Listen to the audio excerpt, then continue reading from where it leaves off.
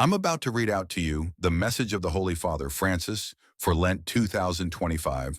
As we know that Lent begins with Ash Wednesday on the 5th of March till Holy Saturday, 19th of April. Easter Sunday will be celebrated on the 20th. Let's do well to take note of these days, and I wish you a very fruitful Lenten season. Don't forget to support us with your likes, comments, and shares. The following is the text of the Holy Father Francis' message for Lent 2025. On the theme, Let Us Journey Together in Hope. Dear brothers and sisters, we begin our annual pilgrimage of Lent in faith and hope with the penitential rite of the imposition of ashes.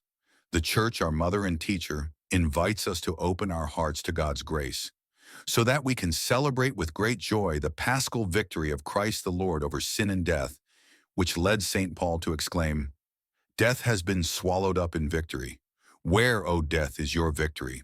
Where, O death, is your sting?" 1 Corinthians 15:54-55. Indeed, Jesus Christ, crucified and risen, is the heart of our faith and the pledge of our hope in the Father's great promise, already fulfilled in His beloved Son, life eternal. John 10:28, 17:3. This Lent, as we share in the grace of the Jubilee Year, I would like to propose a few reflections on what it means to journey together in hope, and on the summons to conversion that God in His mercy addresses to all of us as individuals and as a community. First of all, to journey.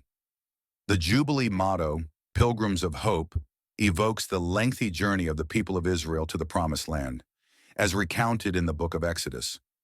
This arduous path from slavery to freedom was willed and guided by the Lord, who loves His people and remains ever faithful to them.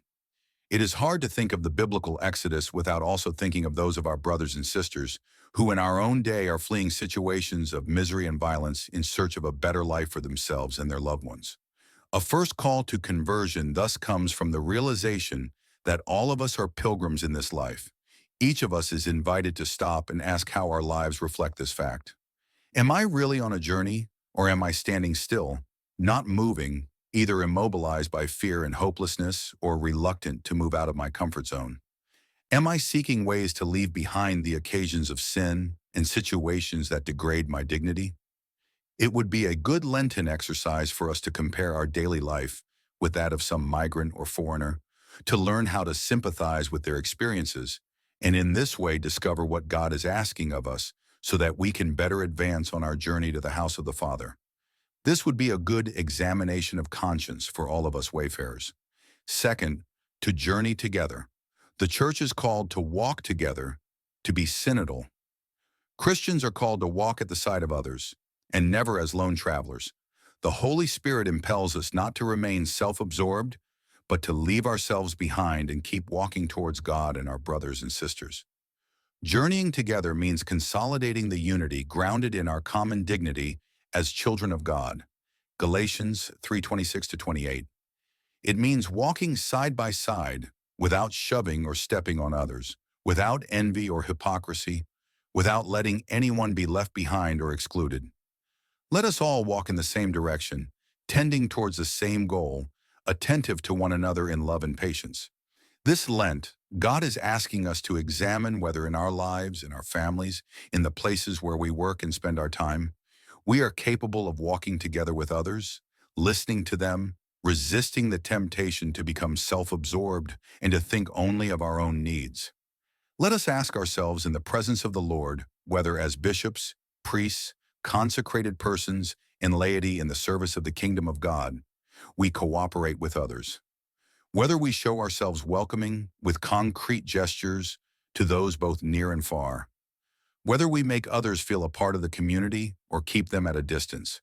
This, then, is a second call to conversion, a summons to synodality. Third, let us journey together in hope, for we have been given a promise.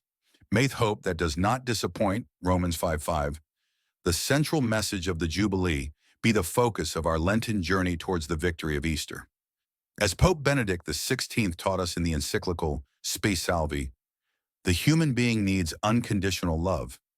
He needs the certainty which makes him say, "Neither death, nor life, nor angels, nor principalities, nor things present, nor things to come, nor powers, nor height, nor depth, nor anything else in all creation will be able to separate us from the love of God in Christ Jesus our Lord. Romans 8:38-39. Christ my hope has risen. He lives and reigns in glory. Death has been transformed into triumph, and the faith and great hope of Christians rests in this, the resurrection of Christ. This, then, is the third call to conversion, a call to hope, to trust in God and His great promise of eternal life. Let us ask ourselves, am I convinced that the Lord forgives my sins? Or do I act as if I can save myself? Do I long for salvation and call upon God's help to attain it? Do I concretely experience the hope that enables me to interpret the events of history and inspires in me a commitment to justice and fraternity, to care for our common home, and in such a way that no one feels excluded? Sisters and brothers, thanks to God's love in Jesus Christ, we are sustained in the hope that does not disappoint. Romans 5:5. Hope is the sure and steadfast anchor of the soul. It moves the church to pray for everyone to be saved, 1 Timothy 2:4, and to look forward to her being united with Christ, her bridegroom, in the glory of heaven. This was the prayer of St. Teresa of Avila.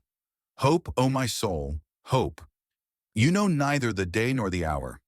Watch carefully, for everything passes quickly, even though your impatience makes doubtful what is certain and turns a very short time into a long one. The exclamations of the soul to God, 15:3. May the Virgin Mary, Mother of Hope, intercede for us and accompany us on our Lenten journey. Rome, St. John Lateran, 6th February, 2025. Memorial of St. Paul Mickey and Companions, Martyrs. Francis. At this point, before closing, I wish to remind us that every Friday during this Lenten season, it is recommended to pray the way of the cross, alone, with your family, community, or parishioners. We fast and abstain from meat, too, according as our circumstances or health condition permits. Above all, as the Holy Father points out, live more charitably. God bless you, and see you in our next video.